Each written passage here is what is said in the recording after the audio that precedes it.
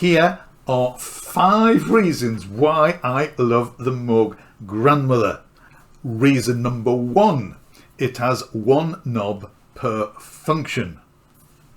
So when I am creating a sound or changing the sound or playing or want to change the sound, having all the controls laid out in front of me, being able to reach out and grab and turn, tweak, change any parameter is just absolutely wonderful.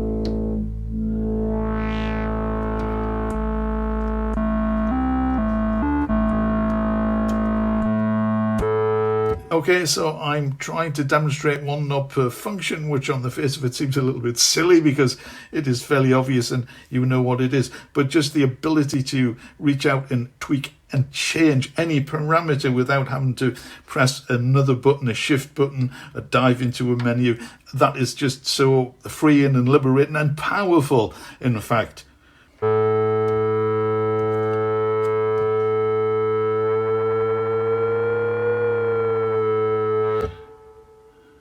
I don't know why I'm doing that.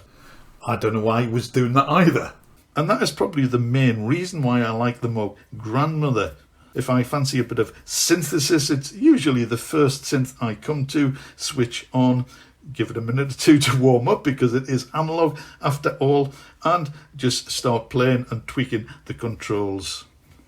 Reason number 2, the Arpeggiator, and one feature of the Arpeggiator in particular.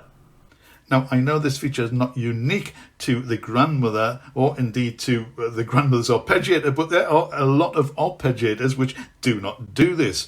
And the ability to play back the notes in the order that you play them gives a totally new dimension and a totally new set of melodic and arpeggiator dynamics, if you like. That having an arpeggiator would just simply plays the notes straight up and down and backwards and forwards. So I really like this.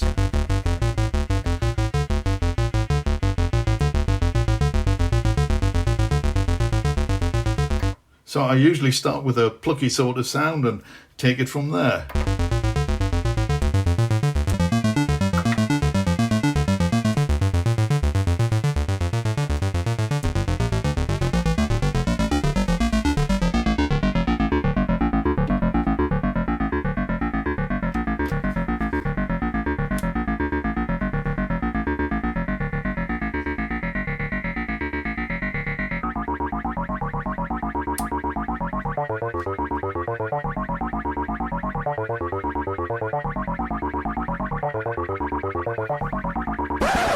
I cut that short. That part of the demo went on for ages. Sometimes I just get carried away. So one of the most useful settings, I think, for creating, shall we say, melodic arpeggios is to get the arpeggiator to play up and down and set it across 2 octaves.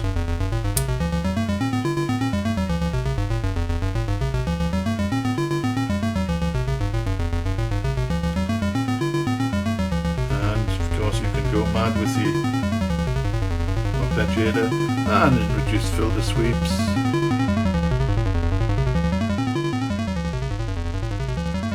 Automate them.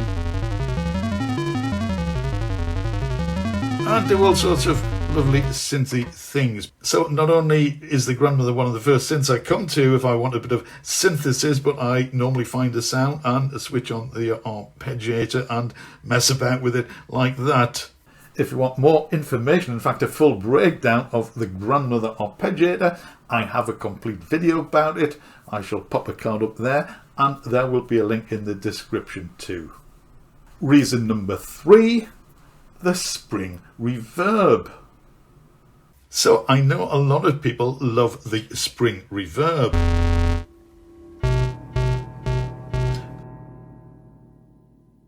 One of the things which I do like sometimes if I'm producing some sort of ambient music is just to whack it up.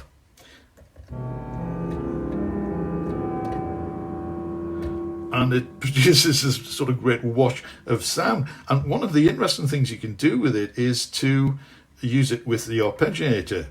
So I'm going to turn this down so you can hear what it's like dry. And You can go mad with this.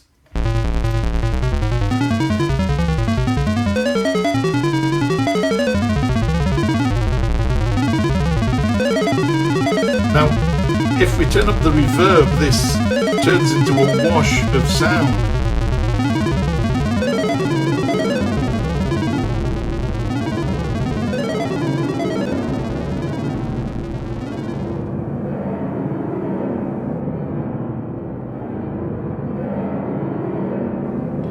So we have virtually lost the arpeggio, and it is now just this big wash of sound, which I think sounds quite nice. And of course, this is just playing all the notes up and down. You can change the speed of the arpeggiator, but what you can also do is to put notes into it.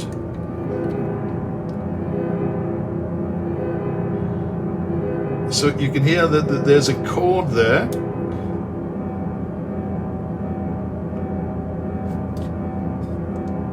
And depending on how much of the arpeggio you want to actually hear, if you turn down the reverb just a little bit, then the arpeggiator plays and you can hear the arpeggio coming through. But if you don't want it, just turn it up. And of course you can go mad with this.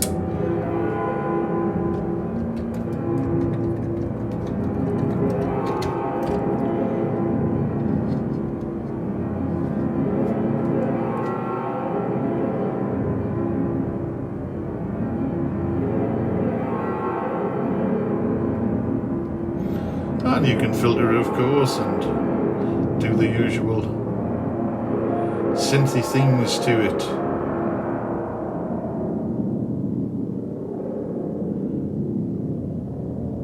So this is great for experimenting with ambient washers, which, if you wish, can have some sort of chordal background to them, if you like.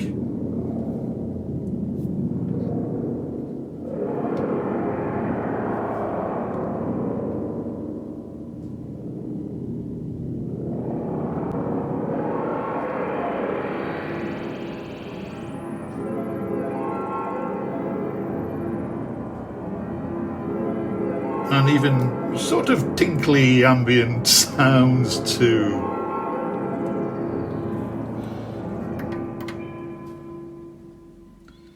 Now, many people would put this next feature at the top of their list. Reason number 4, the filter. So yes, the filter is rather nice.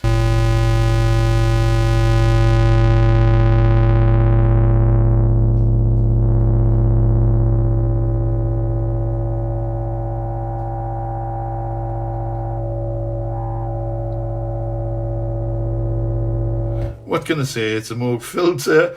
It filters. It sounds great. You can obviously stick it on a mod wheel. Nice, nice, nice. I think I was getting a bit stuck for superlatives at that point. If you would like more hints and tips about using the filter, I have a video about that as well, card up there and a link in the description. Last but not least, as they say, reason number 5. The patch bay. So the Grandmother could have been a non-modular synth, and in fact I guess probably 80%, maybe even 90% of the time I don't use any of the patching systems, but the ability to patch it greatly increases the range of sounds and effects you can get out of it. Now, if you want to use the 10U verter or the high-pass filter, you have to patch it. I think it's a bit of a shame the high-pass filter wasn't normalized in some way, but it isn't. But it's there, so if you want to use it, you can patch it into the system. Now, one of the things I didn't mention about the patch bay, I shall give myself a stern telling off for that. The patch points for each module are located within the module.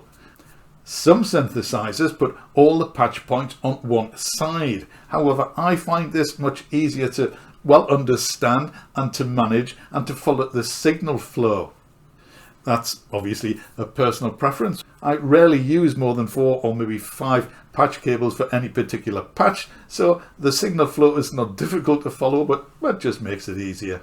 So that's my 5 reasons why I love the Moog Grandmother. Do you love your grandmother? Have you got a favourite synth, and why do you love it? Let me know in the comments. It's really interesting to know what gear people use and why they use it. I hope you have enjoyed this video, and if you have enjoyed this video, perhaps you would like to consider subscribing to the channel, ringing the bell. Thank you. So YouTube will tell you whenever I post a new video, and do please click the big thumb because that really helps as well. As always, thank you so much for watching, and if you want more grandmother goodness, check out these.